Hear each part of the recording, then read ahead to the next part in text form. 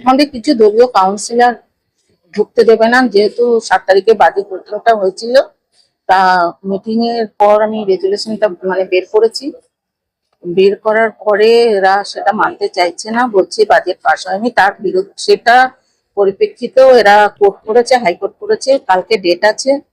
আর আমি তবু সত্ত্বেও আমি আজকে বা গতকালও আমি ফোন করে বলেছি যে আপনারা আসুন, এক জায়গায় বসে আমরা একটা আলোচনা করে মিটিয়ে নিই। তা আমি আসার আগেও ফোন করলাম যে আপনারা সবাই আমার চেম্বারে আসুন, আমরা আলোচনায় বসে একটা মিটিয়ে নিই। তা সত্ত্বেও আমি এসেছি।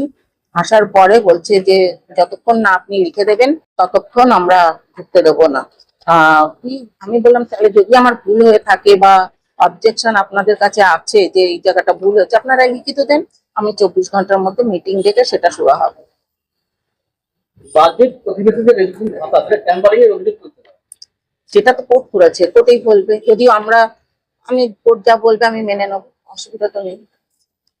আপনিও তৃণমূলের কাউন্সিলর চেয়ারম্যান হয়েছেন, যারা বিক্ষোভ দেখাচ্ছেন আপনার ঘরের সামনে তারা আটকে রেখেছে, তারাও বলে দ্বন্দ্বটা কেন? সেটা তাদের ব্যাপার, আমি কি বলবো। দ্বন্দ্ব করলে দ্বন্দ্ব, দ্বন্দ্ব না করলে দ্বন্দ্ব নয়। দলীয় নেতৃত্বকে জানিয়েছেন আপনাদের এই সমস্যা মেটানোর জন্য? এখন দলীয় নেতৃত্ব কাউকে জানায়নি। তারা বলছে যে এই করে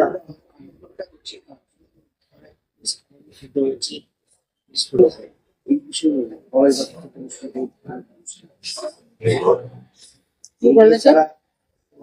গত এই আগের দিন তারা আমাদের ঘরে তারা বলতে কেন কি বলছে ভালো করে বলো। বলছে যে তারা এই আন্দোলনের জন্য তারা কেস করে আপনি ওরা কেস করেছে বাজেটের ব্যাপারে, ঠিক আছে। আর মলাইদা তো আমার বিরুদ্ধে ডায়েরি করেছে। এখন এগুলো কোর্টের বিচারাধীন অবস্থায়, এটা নিয়ে বেশি না বলাই ভালো। কোর্ট যেটা রায় দেবে সেটাই মানতে হবে। আমি বললাম এইবার মাত্র বললাম, কারণ আমরা মানুষকে তো পরিষেবা দেওয়ার জন্য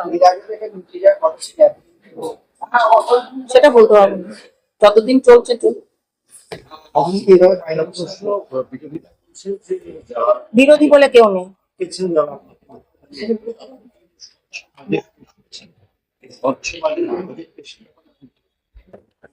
যা এই ব্যাপারে কোর্ট হয়েছে, তো এটা বিচারাধীন অবস্থায় রয়েছে, এই ব্যাপারটা আমি বেশ ভালো বলতে পারবো। কোর্টই বলবে।